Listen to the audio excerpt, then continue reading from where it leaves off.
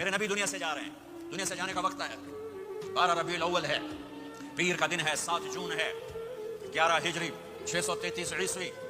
جبریل نے آ کے صبح آپ نے ساری بیگمات کو بلایا، رخصت فرمایا، ملاقات کی، بیٹے کو بلایا، کان میں کہا میں جا رہا ہوں، وہ رونے لگی، رو نہیں، سب سے پہلے تیری میری ملاقات ہوگی۔ 6 ماہ بعد بیٹی بھی پہنچ گئی باپ کے پاس۔ پھر داماد کو بلایا، ان کو ان کا سر اپنی گود میں رکھا، کمر پہ ہاتھ پھیرا، دعا دی، رخصت فرمایا۔ آخر میں اپنی آنکھوں کی ٹھنڈک کو بلایا، کون؟ حسن اور حسین، کہ میری آنکھوں کی ٹھنڈک حسن اور حسین، میرے جنت کے پھول حسن اور حسین۔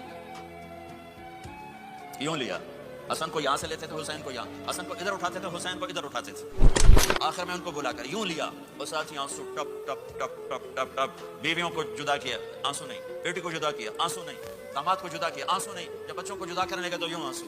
ایک کو زہر میں تڑپتے دیکھا، ایک کا کٹا سر نیزے پہ چڑھتے دیکھا تو آنسو رک نہیں سکے، دعا نہیں کی، ہاتھ نہیں اٹھائے، اللہ کی تقدیر کے سپرد کر دیا، اولاد کو ذبح ہونے کے لیے تیار کر لیا کہ کل میری امت اولاد کے پیچھے جھوٹ نہ بولے، رشوت نہ لے، حرام کاروبار نہ چلائے، دھوکہ نہ دے، فراڈ نہ کرے، بچوں کو کہاں سے کھلائیں، بچوں کو کہاں سے پلائیں، کہ یہ میرا حسین کا سر کٹ کے نیزے پر چڑھا ہوا ہے۔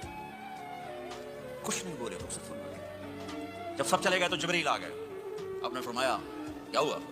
خاموش کھڑے تھے، کہ موت کا فرشتہ دروازے پر ہے، اندر آنے کی اجازت چاہتا ہے۔ اپنے نبی کا مقام دیکھو، موت بھی پوچھ کے آتی ہے۔ آپ نے کہا آ جائے، آپ کی اجازت پر ملک الموت اندر آئے، اسرائیل، السلام علیکم یا رسول اللہ۔ کہنے لگا آپ پہلی ہستی ہیں، میں سلام کر رہا ہوں، میں نے کبھی کسی کو سلام نہیں کیا۔ کہنے لگا آپ پہلی ہستی ہیں، اللہ نے فرمایا تھا پوچھ کے اندر جانا، بن پوچھے نہ جانا۔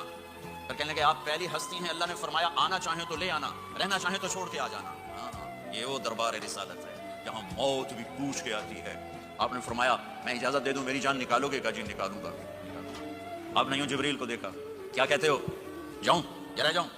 جبریل نے کہا اللہ آپ کی ملاقات کے شوق میں ہیں، فیصلہ آپ کریں گے۔